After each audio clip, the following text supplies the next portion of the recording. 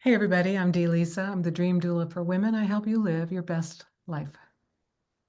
Hi, I'm Katische Haberfield. I'm a past life regression therapist. Ooh, so juicy. And yeah, if you don't believe in past lives or angels and things like that, just go to some other YouTube channel. This is where I love to talk about everything woo, woo woo. So before we hit record, you were talking about how your current work has shifted from really looking at moments in past lives that were sort of traumatic, or maybe you need to like get over or heal from, to something entirely different. Tell us about that. Hmm. So I got a directive actually from Archangel Zadkiel and Archangel Michael, who I channel Archangel Zadkiel, and Archangel Michael is my main guide in this lifetime.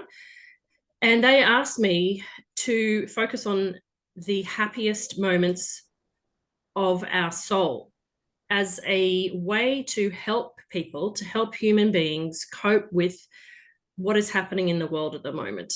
So, redirecting ourselves from always being focused and distracted by fear and worries and things that we'd love to help out with, but we can't because we've got our own lives.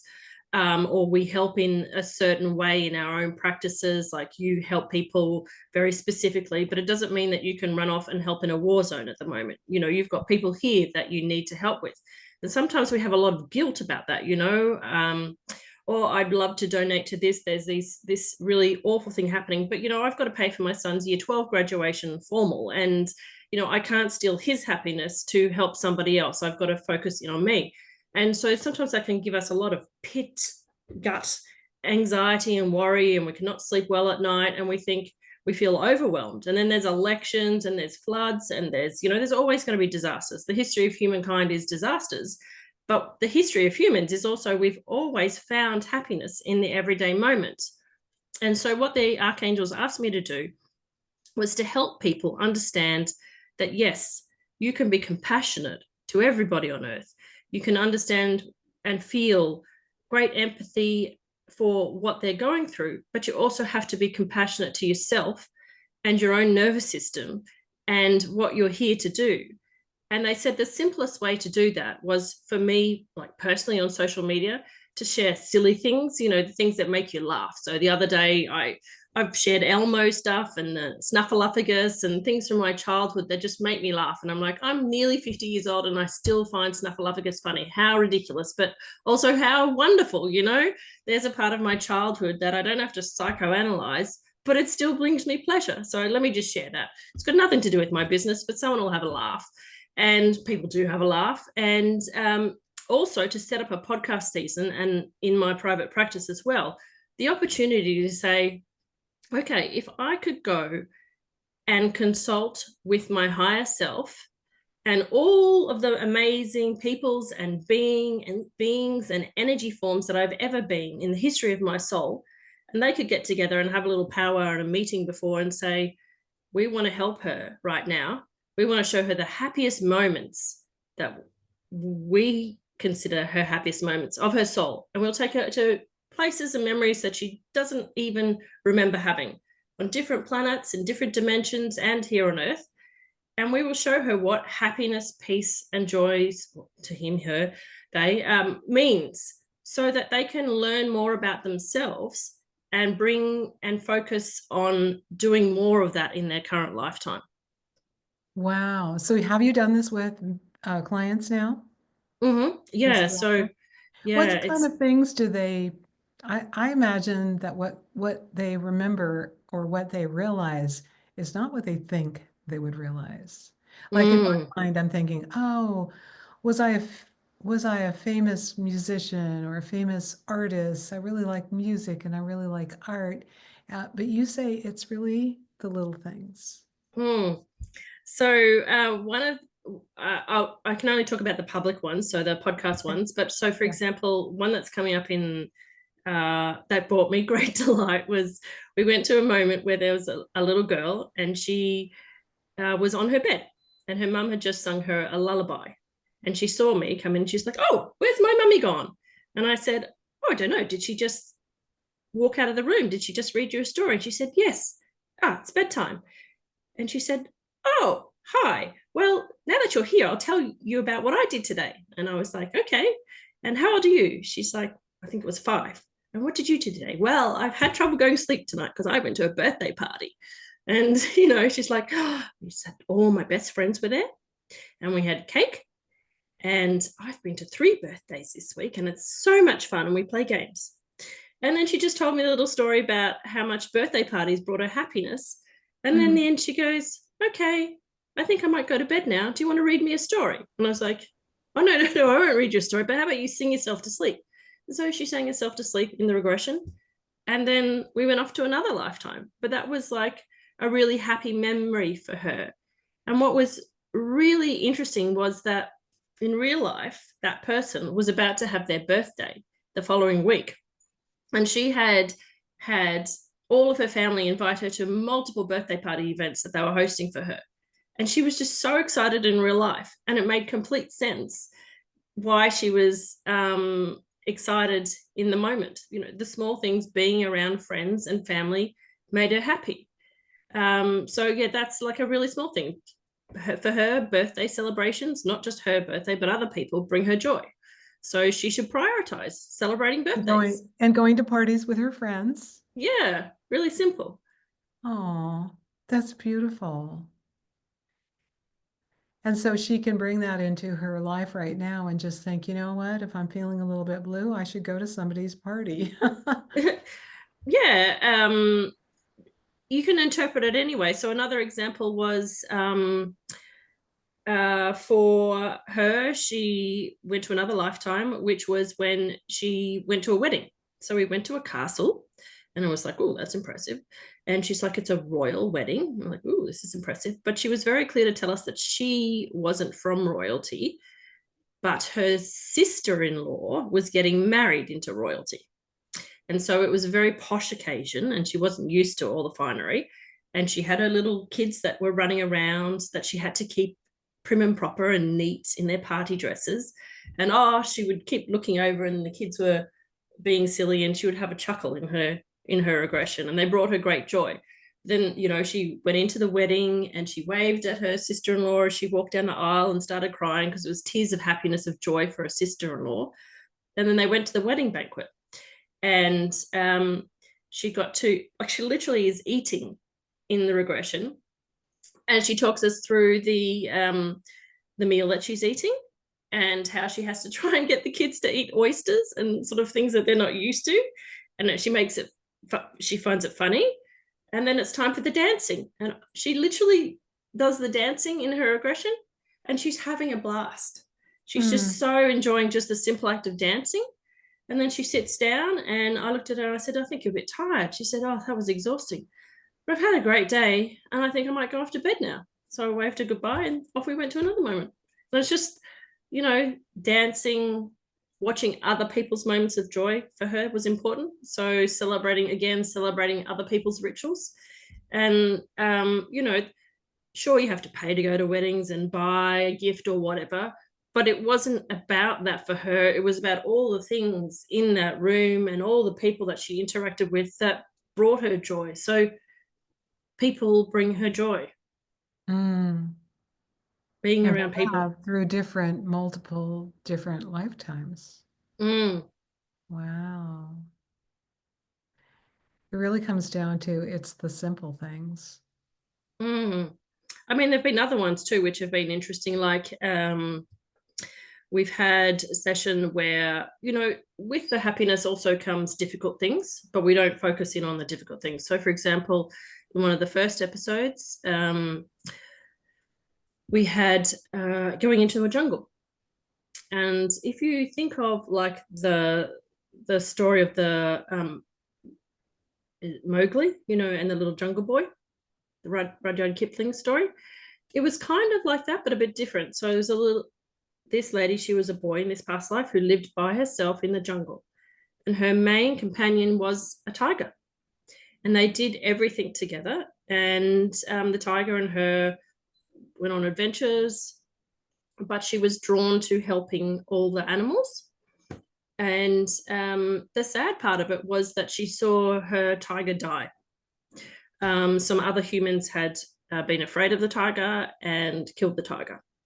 But the fascinating thing was that once she saw the tiger die, she realized at that very moment, she watched the tiger go up into the light, and he turned into a light being, a light tiger. So he took on a crystalline light formation. And this tiger is her spirit guide, Clyde. So Mm. she brought her happiness because she didn't realize she had been incarnated with the tiger. And that when the tiger's job had finished on Earth, his new contract was to go up into the light and to be her spirit guide. Oh, I love that. So that brought her happiness because she saw how she's never lost him. Mm. Yes, he was with her as a physical animal, but then he transitioned and he's been there for her ever since as her main spirit guide. He's moved on to another job now. She's got 2 new tigers, but she's an animal painter. She's an animal artist, and she works at a zoo as a volunteer. And her favorite animal in real life is tigers. Of course it is. Of course it is. But Oh, it sort of goes, of course it is. Like, that makes sense. I'm doing the right thing. Um, and it also showed her, which was fascinating, how quite a few animal lifetimes where she was helping heal animals. But fascinating was when she showed us being a spirit guide in the light to animals. mm. So simultaneously out there right now, she is being a spirit guide to animals. And so what she does in that role is that, so say you have a cat or a dog, and the human is going through emotional turmoil, she communicates through light language, telepathically, whatever you want to, however your mind can understand that, to your pet or to your animal, and explains to them how they can help you in the moment. And I was like, that's interesting, isn't it? So she has help from an animal, but she also helps animals. I love that. Oh, that gives me a deeper understanding of a friend of mine who's an animal communicator. And everybody just thinks like, how do you do that? She goes, well, I telepathically talk to the animals and they tell me what's going on. Yeah. And one of my friends said, oh, she's the real deal. And he said he has like 7 cats, I think 7, Yeah. these exotic hairless cats. And one was having more trouble than the other, and he was taking her to the vet. And he called this animal communicator because the cat cried all the way to the vet in the car. Oh, And first of all, this woman said, so all your cats call you Bill, except okay. this one calls you Daddy. And he started laughing and goes, oh, I know why. Because when I pick her up, I say, who's your daddy? And I pet her. And so then he thought, okay, well, this is real. And then this cat wanted to know why she was being singled out to go to the vet more often, and also let him know that she got car sick. And it Ah, really hurt her ears to drive fast in the car. So the okay. next time he went to the vet with her, she was totally calm the whole time, and they took the back roads. Ah, that's They- nice. She still calls him daddy. Yeah. That's beautiful. That's beautiful. Yeah. I mean, and the funny part of that was that in these sessions, sometimes I get messages as well, which is just like unexpected. Mhm. So because we were talking to so her name is Cindy, and we're talking to her in the spirit guide form. I said, okay, well, I've got a question for you while I've got you. Do you mind answering it? She's like, yeah, sure. I said, you know how I always seem to be the only person in my neighborhood where the possums come and hang out in my veranda? And they come shortly after they've given birth or just before they give birth. And they like bring their proud babies and then off they go. I'm like, I feel a bit like a possum whisperer. What's the deal with that? And she started laughing her head off. And she goes, like, I name the possums. I don't know which they are, but there are little ones, ringtail possums, and big ones. And I call one Petunia and one Penelope. And she said, oh, there's Penelope's here. She thinks it's really funny that you call her Penelope. Um, But she said she likes it. She loves it. So you can keep calling her Penelope. And she said she's got a very specific contract with you. I was like, a random possum can have a contract with me? She's like, they're not random possums. She said the animals that you interact with on the street or, that you come across in nature, they're not random. You know them, but in that lifetime for that animal, so we're not talking like cows that go and get killed. That's a different thing. They don't have the same soul as a human, but a human can choose to incarnate in, say, like a possum form, specifically for the purpose of an exchange of energy. So she says when Penelope and Petunia come, they are sending you energy and messages, and you are sending them energy and messages. And I was like, you're joking me. And she said, so they come for a very specific reason and then they go. And I said, okay, so is that the same with the crows? Because the crows come and they sit on my fence very specifically and they sing a very specific song and then off they go. She's like, yeah, that's a light language transmission. And you know that. And they're telling you wisdom that your conscious mind can't understand, but your subconscious mind gets the message and it helps you cope. And that's why you love birdsong, because there's a message for you and you feel like they're singing to you, and they do. And it was like the other day I went for a walk and then I accidentally ran into a location that had a bird hide. And I sat there and I watched the birds, and then I walked away and a baby magpie followed me for a couple hundred meters, just having a chat. Like, and then all these magpies followed me. And I've never been afraid of magpies. I've never been attacked by a single bird in my life. They just follow me. And I feel a bit like an old cat lady, because I'm like, hello, magpie. When I walk in the street, did you find a nice worm? And she's like, there's a reason for that. They're there to give you small moments of happiness.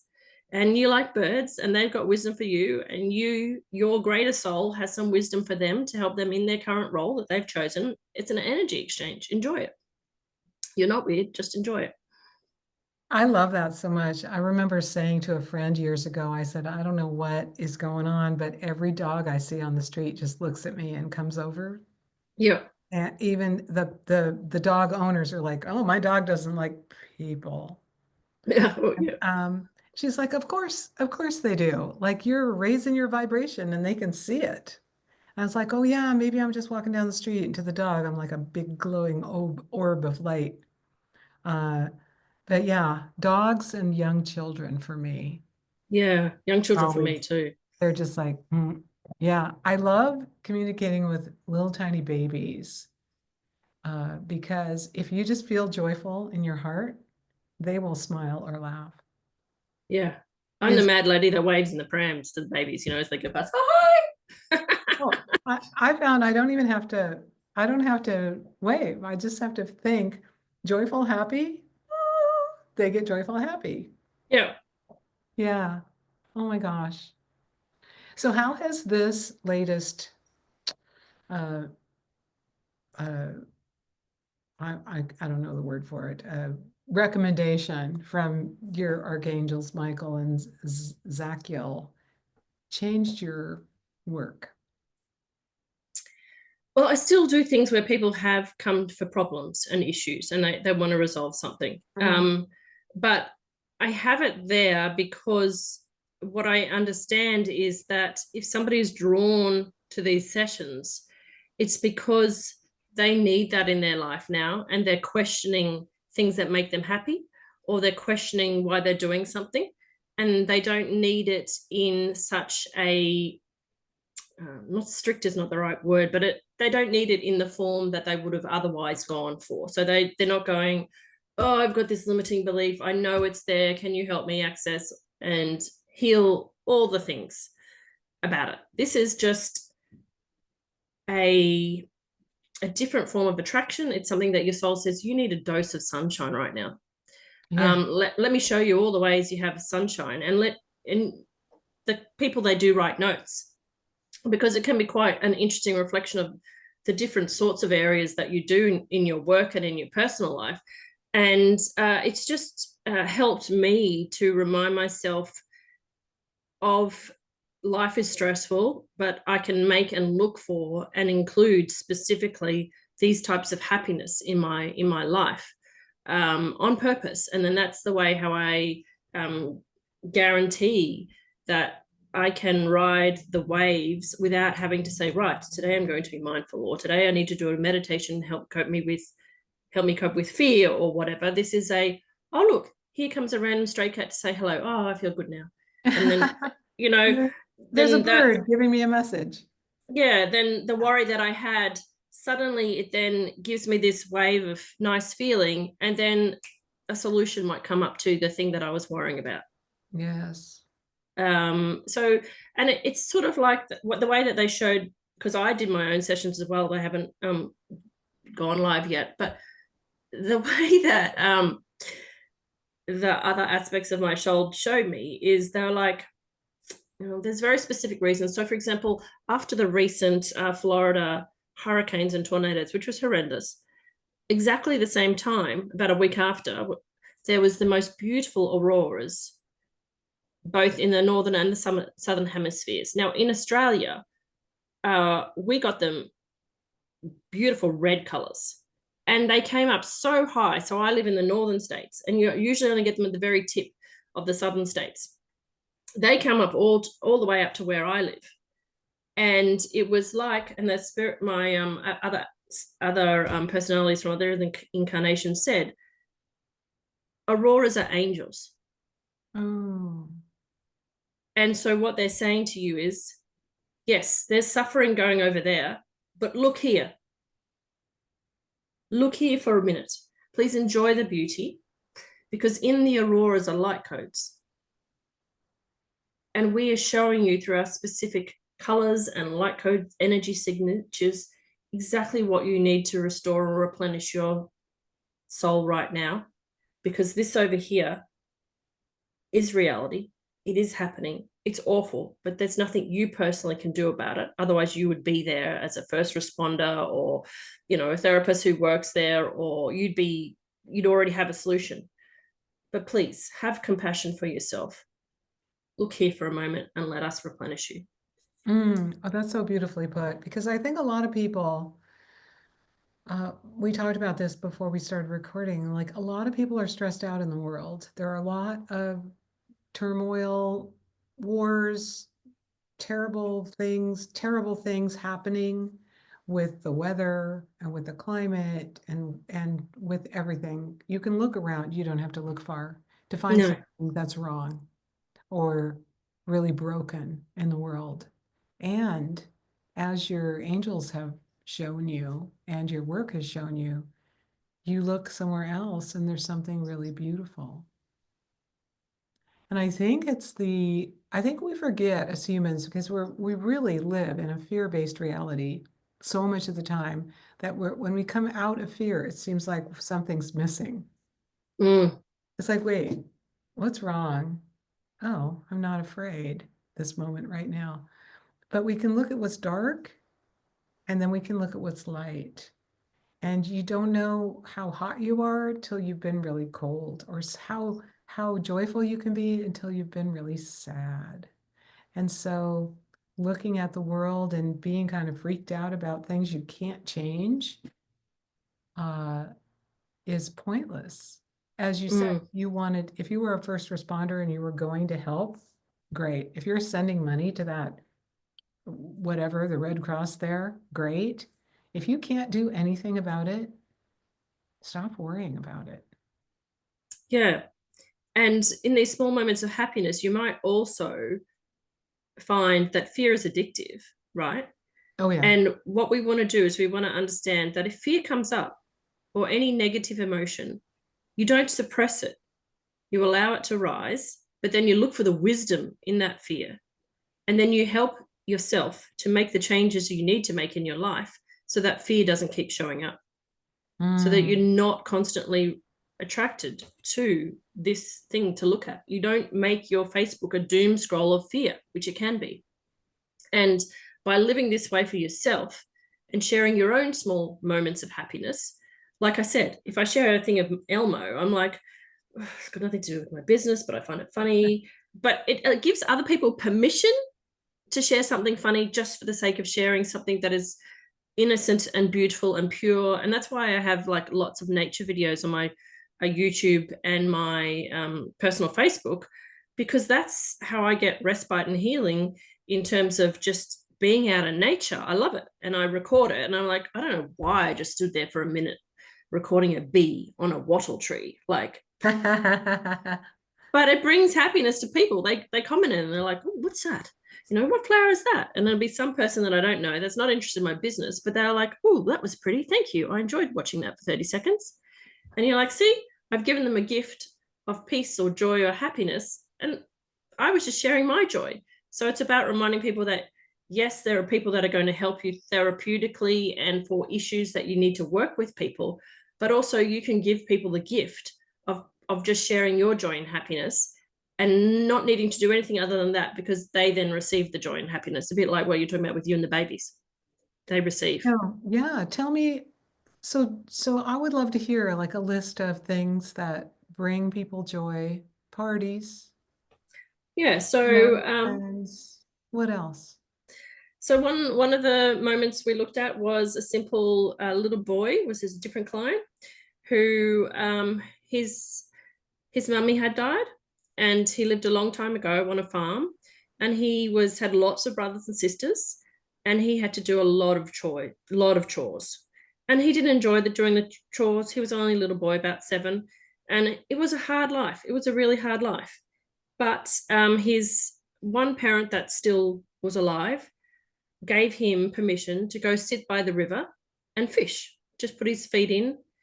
And the funny thing was, I was talking to him and I said, is your fishing rod a little bit different? And he's like, yeah, it's just a stick. But I'm fishing anyway. And then when I'm sick of fishing, I just jump in the river and have a lay on my back and I'll look up at the clouds and I'll get relaxed and then I'll go back home and do some more chores. And the beautiful thing was that he showed us he went to go and do some chores. And the thing that he kept repeating in that lifetime was, I know I'm a good boy. And so I sort of dug into that and I said, does your daddy tell you you're a good boy? How do you know you're a good boy? He said, well, the beautiful lady tells me. I was like, okay, who's the beautiful lady? She's an angel. I've always been able to see her. Oh, so this angel, is she there? And so the little boy, who was the client, comes in and says, yes, this is an angel. And I said, take a little bit of a look closer. And he goes, the angel is my mummy. I didn't realize that. My mummy died, but she's here all the time. And she's the one who tells me I'm a good boy. Oh, And, oh, it that's just makes, so sweet. yeah. But his moment of happiness was the fishing by the river with his pretend rod. But I also gave him, in that moment in time, some happiness so that he knows that that was his mummy and that was the angel that he had was his mummy. So that's another example. A fun one was saving a planet from destruction. That was a fascinating one. Okay. Yeah. Saving the planet, that's no small thing. Yeah. So there's a couple. So I'll just say 2 things and then I'll come back to them. And being part of a comet, being a rock in a comet. So let's do the comet because that was easy because it was such a short glimpse. So in this moment, this particular lady, she's like, I feel like I'm a rock. Yes, I'm a rock. And she says, I'm hurtling through the sky and everybody around me is also rocks. And they're not the same as me. They're all individual beings. And we're a comet because I can see how it blazes behind me. And I was like, okay, tell me more. She said, I said, how does this bring you happiness? She said, well, I feel very important because I'm a male. I have male energy. And I was selected to go on this mission. And I'm in charge of all these people inside this comet, sorry.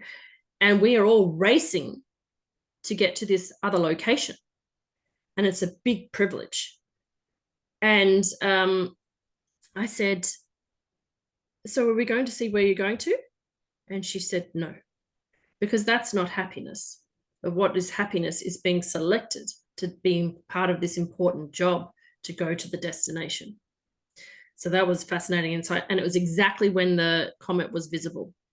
Wow. So I've never had that before. The second part, the rescuing a planet.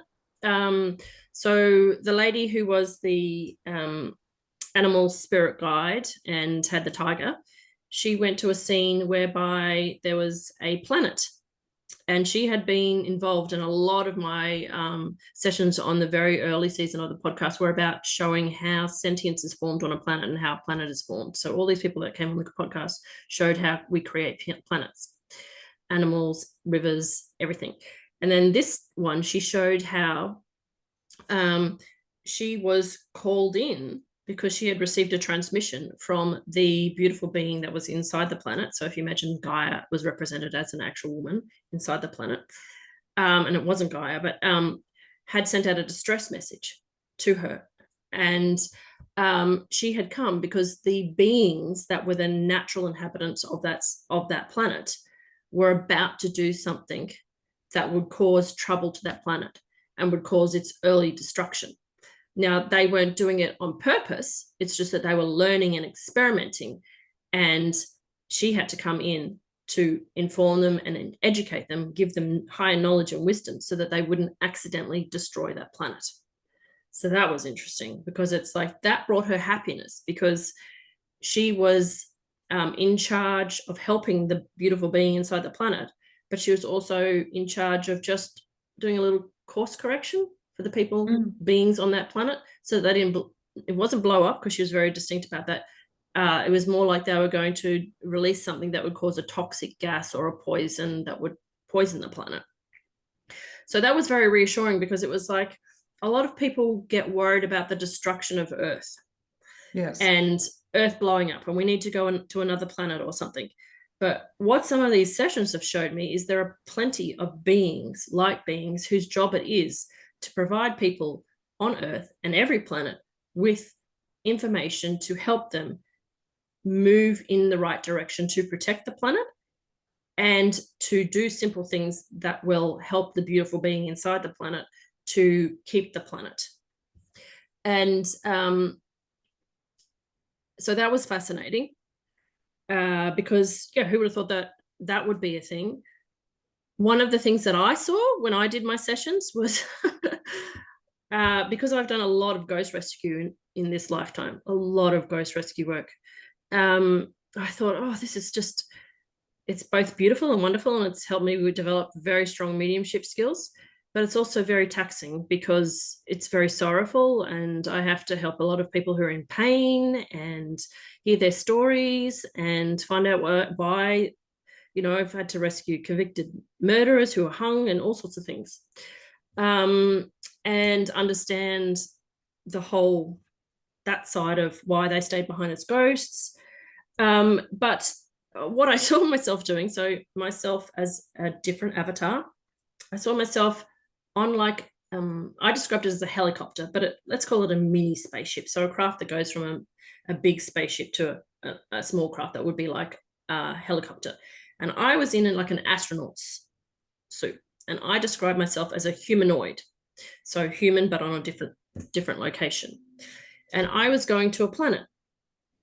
And I had received a transmission. I had a rover dog with me, so a dog that was sentient but looked like a robot to you and I. Okay. And we went on to this planet, and we were there to find why there was this being there who would look to you and me like like a combination between an astronaut and a robot. So it had like an astronaut suit on, but it was different to me. Like it wasn't a humanoid. It had, so my description when I'm in the regression is you can't flip the lid and see a human behind the astronaut's lid. There's nothing in there, but it's sentient. It's just pure energy, right? So it's just like a light being inside with this, and it's a task-based being. And its job was to make sure that every single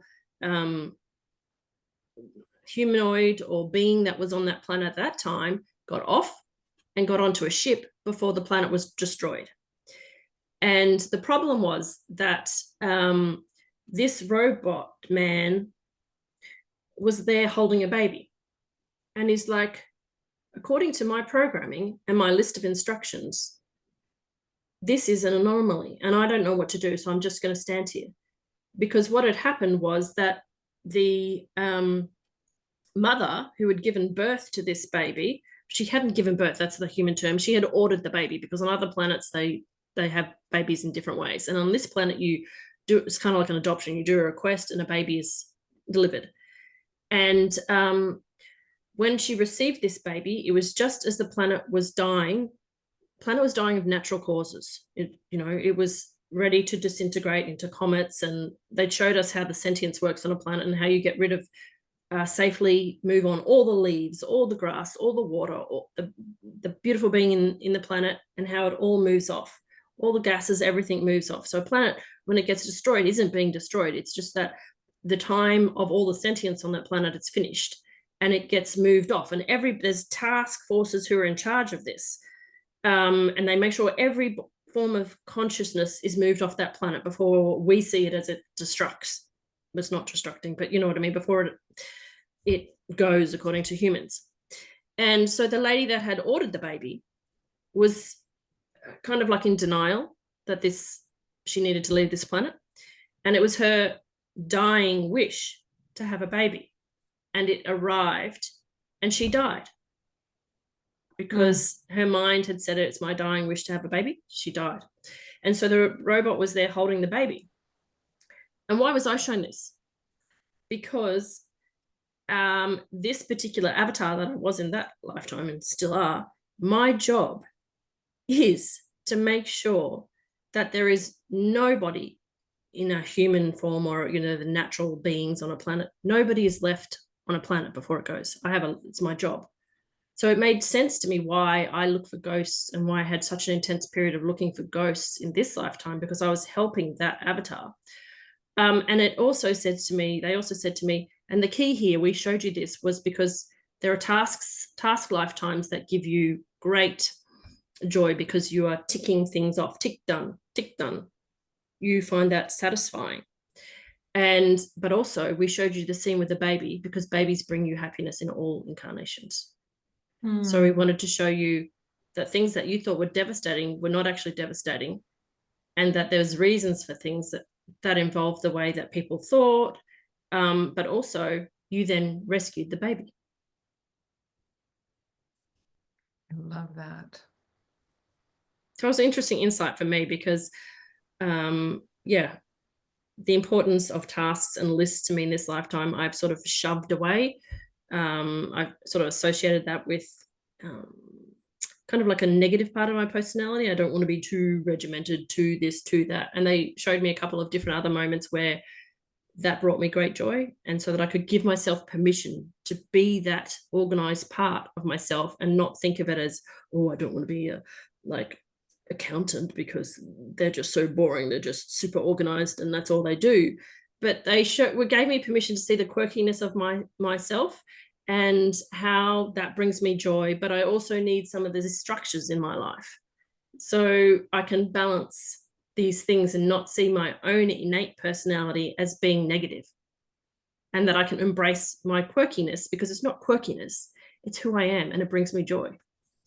Right. So on a soul level, people might really love to make lists, be organized, go save things, or just have a joyful experience at parties. All the things. And so instead of feeling guilty or bad about what brings you joy in life, like I think many people that are on a spiritual journey are like, oh, I drink too much, or I eat too much chocolate, or I better not do that thing. And maybe that thing isn't too much. Maybe they just don't give themselves the ability to really love it. Yes, permission slip to enjoy that piece of chocolate or that cake. And they showed me that with cake, because in this lifetime, cake was one of my first words. Okay, cake. Yeah. And they showed me examples of how cake has brought me joy in this lifetime. And they showed me in particular how, so back to the babies thing, that in every lifetime where there's a hardship, they will always send me a baby or a cat a baby frog, a baby cat, a baby owl. They even said a baby wizard. We didn't go into that, but like they went into all sorts of babies. And then I went to see, I saw the baby nursery for angels, and they said, remember that lifetime, which I know I've done through past life regression, where you lost, I think it was 7 babies. Well, remember how you had that dog? We always make sure there's a dog or a cat or some form of an animal to bring you comfort, because we know babies bring you joy, but in some lifetimes, the joy that is supposed to come for you doesn't come in the form of babies. And so we give you another form of joy. And what we're trying to show you, and it makes me choke up, is that there is always for you something that we've brought for you to bring you joy. You just need to appreciate that. Oh, even in the most difficult life, Yeah. there's joy there. Yeah, we've made sure we've put it there for you. Mm. Oh, it's so beautiful. Well, what do they say about difficult lives? Do you ever discuss that with them? So it wasn't the intention of this particular series, Mm. because it was just focused on happiness. But what they did is they showed us that there was a lesson probably being observed, and they're very, very particular about. They check it off. They're like, no, that's not happiness. We'll show you the happiness, and we'll give you a glimpse at the hardship, so you can Okay. understand. So we don't go into in these particular sessions. But if you did like a specific, so either what I call hypnotherapy regression into a present life or regression into a past life, if there is hardships involved, you'll understand why those hardships there. And generally, it's because you chose to learn something, or you Right. chose to help somebody learn something. Oh, So okay. Yeah. yeah, you chose to take on a hardship role because you made an agreement to help somebody learn something, achieve something, understand an emotion. And sometimes you choose hardship for soul growth. Yeah. The thing that they showed me, which is hilarious, because we spoke to one of my Indian incarnations and his wife, and they showed me how they could see all my different incarnations, and they were laughing, and they were like, "Oh no, she just her head's been spiked on the bridge. Oh, that's horrible. I can't look away. I have to look away." And then they started laughing, and then they're like, "Oh dear, she's just had her head chopped off again. She chose a nut. Oh my god!" Like I'm just putting on the accent, but it's like, "Oh my god, I can't believe she did that again. I can't believe she chose that. Oh, she always chooses the hard path. She always chooses to do the most amount of soul growth in an incarnation, and we don't know why she does it. She shouldn't have to take on all of that. She should just have a nice, happy, loving one. But oh, look, she's decided that romance is terrible. So, oh, we did try to show her that we wanted to take her to the most beautiful romantic lifetime, but she saw it as a beautiful bride and a husband in a suit. And when we went to take her to that, their heads turned into lions and they bit each other off. And they're like crying. I was crying with laughter. And they're like, so we know she's not ready for that. So I'm sorry, we can't take her to a happiest moment of her soul in a relationship because she's got more work to do. But how about some beautiful angels being born instead? But I don't know why she does that. But look at all this horror she's done. And because you choose to do it the hard way, which means that you seem to, as a soul, choose to incarnate with like this entire list of things you want to achieve and all these limiting beliefs you want to learn about, all these emotions you want to learn about as a human, when other people might choose one thing. They're like, okay, one's enough this time. You go, give me 74. And then you Yeah. wonder why you have to explore 100, all these different past lives, because you're like, I can only find the negative things. And you're like, well, that's because you went in with this long list and we tried to tell you no. But on Earth, you've got free will and you decided to help 72 people instead of one person. So what do you want? Do you want to do that again next time? Or do you just want to like have some happiness? Do you? I love there was a meme on social media recently that I saw where it's like before you incarnate, there's a guy with a clipboard and he's saying, "So you're going down to Earth school again? Okay. Oh, are you sure?" Oh, oh, wait, you've been there before? Ooh, you sure you want to do all of this? Okay, bye. But it was like, the other person was like, are you sure? And then the person like, yeah, send me down. I'm ready. Uh, Yeah. so yeah, and then when we're here and we forget why we're here, thinking life is hard, to remember that, yeah, we signed up for this. We signed up to learn these lessons. We signed up to do these things. We signed up to help these other people. Um, yeah. And Yeah. there's something beautiful in there because it's not all hard. It's It's not not all all hard. just hardship. Yep. Not all hardship. And you can always ask for help. The angels are there to help you. Hmm. And, I was in the middle of writing a book about ghosts and I was getting very into it. And it was quite traumatic because, not traumatic, it's quite intense because I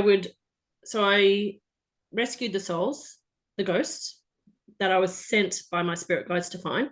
So they were soldiers, they were, murderers from a jail, they were all sorts of people. And little babies, unborn babies, like a whole range of different people. And so back when I did this work, I was not convinced of my mediumship skills. So I hired a medium at that time to see, can we prove that I crossed these people over? And she brought in a whole bunch of them and they all confirmed what I'd done and let me know the message of why they were in that state as being a ghost and what their main messages for life were, right? So I started writing this book and then I was like, okay, so now I would like to know anything else that they would like to share. And so then what would happen is that I might get the higher self came in and gave a different perspective. So I'm writing all that down. And then there might be, oh, well, that person is still healing at the moment, but their sister-in-law wants to give you their perspective on that. So then I write that down. And then there was just so many beings waiting to in spirit to talk to me that Archangel Michael and Archangel Zadkiel just had to say, right, you are going to do, and it's on my YouTube, stop. You have to stop right now because I feel the emotions and I could go forever. They're like, do you want to spend your entire incarnation writing a book that will be like the biggest book in the world? Because you can talk to people for the whole rest of your life, but you'll be stuck at your desk and your story will never be complete because there'll be just one more interview you want to do, one more interview you want to do. And so Archangel Zadkiel gave me the choice. And I said, turn the camera on and you can channel me and I'll give this transmission. And I was crying my eyes out because he basically said, this brings you happiness, but right now it's bringing you sorrow. And Mm, we've got a bigger mission for you right now. Yes, you'll write that book in this lifetime, but we need you to stop. And this was just before I didn't know anything about the happiest moments in my soul sessions, I think, or might have been just after I just decided to do it. And there are people suffering right now who need to know about how to get small moments of happiness. That is your main priority. We don't care how you get them to listen to this or watch it. And it's not necessarily even about people coming and having sessions. We need people to hear the message, to look for the small moments of happiness. And that is your number one priority. And so I stopped writing the book. And what has happened is that some of my spirit guides have come in just to make me laugh. And so I've been able to say, and that's why when I did my own session, they showed me that yes, you're compelled to rescue ghosts and rescue souls because you do that already. There's an yeah. avatar of you that does that. But you're Yes. Katish. We only asked you to do that for a small section to help some soul contracts and some specific people because all of the ghosts that I've crossed over, they've been links to other incarnations. Sure. And they're like, stop, you've done what we've asked you to do. Now can you come and do the bit called being Katish? So you graduated I from graduated, this tick done. as super class that you've been in, and now small moments of happiness. Yeah, is and showing people, yeah, show them Katish. You've done the soul mission that belongs to your whole soul. Well done. Now can you do Katish? All Okay. right. And if there was a ghostly mother whispering down at you, she'd be saying, "You're a good girl. You've done it. That's right.